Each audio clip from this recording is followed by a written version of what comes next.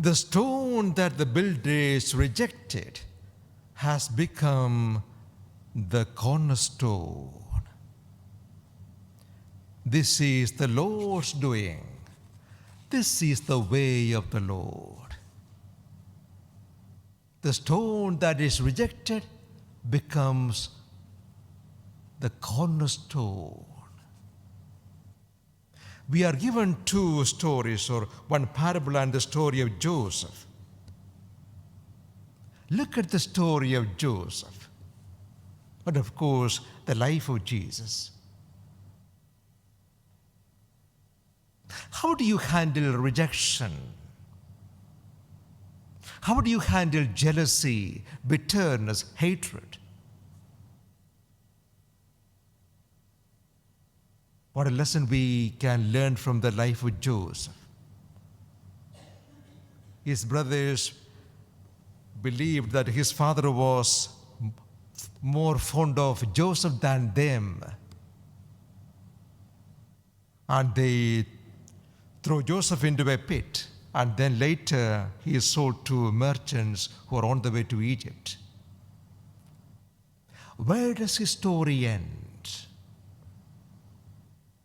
What must have been going through the mind of Joseph, an innocent young man, sold as a slave? But where does the story end?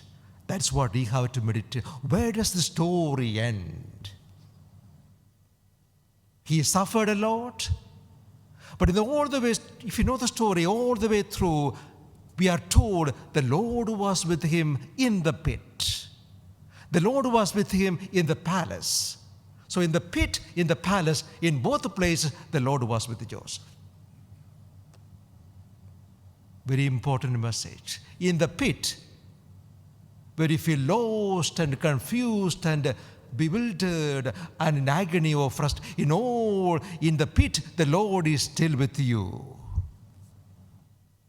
Don't ask the question why you are in the pit. It is foolish to ask that question, why you are in the pit. Because the Lord is only, in a matter of time, taking you out of the pit into the palace. But the journey begins in the pit. So when you find yourself in the pit, wait. Just wait. The Lord is going to give you a surprise later, maybe years later. But wait and see. Don't give up. Joseph becomes the right-hand man of the Pharaoh, and later on, the savior to his own brothers. Not the word of the savior, Jesus.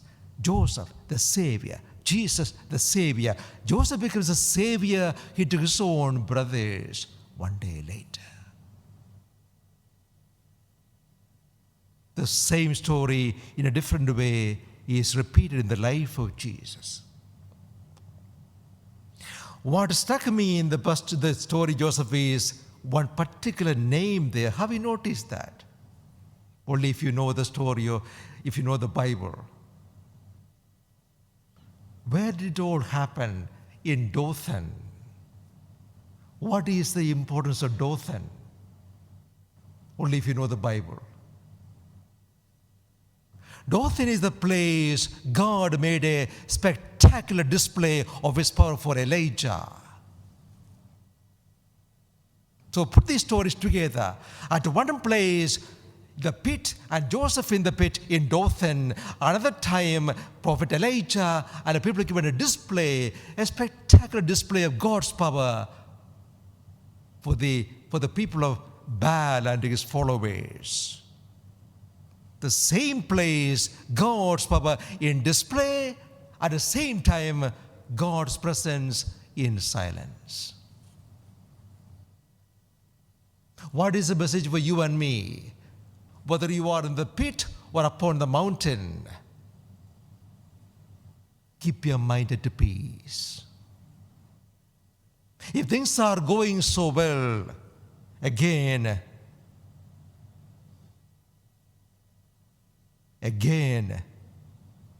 don't become too excited. Don't become too excited or too, okay, when things are good, naturally you are happy. But remember, the story can be different tomorrow. Again, you may find yourself in another pit. Remember Elijah in the cave, depressed and suicidal? How could Elijah forget the other day when he was enjoying the glory of God in Dothan? The Elijah who was so excited, so delighted, full of joy, finds himself in depression in a cave the day after. This is the way life goes. The message is very simple. Whether it is the pit or the mountain or the same mind. Equanimity. Equanimity. In moments of failure and frustration, don't get into depression. Keep your mind at peace. The same way, when moments of glory and power, again, don't go too high. Keep beyond the ground. I could be in the pit tomorrow, but I'll keep my mind at peace. The same in the pit, on the mountain, in the palace, wherever you are, keep your mind at peace. God is at work in every situation, whether in the pit or in the palace, the same God is at work. And I am holding on to His hand, whatever happens in my life. If that is the faith you and we can face any situation. In every situation, we will have a peace, the peace and joy of the Lord.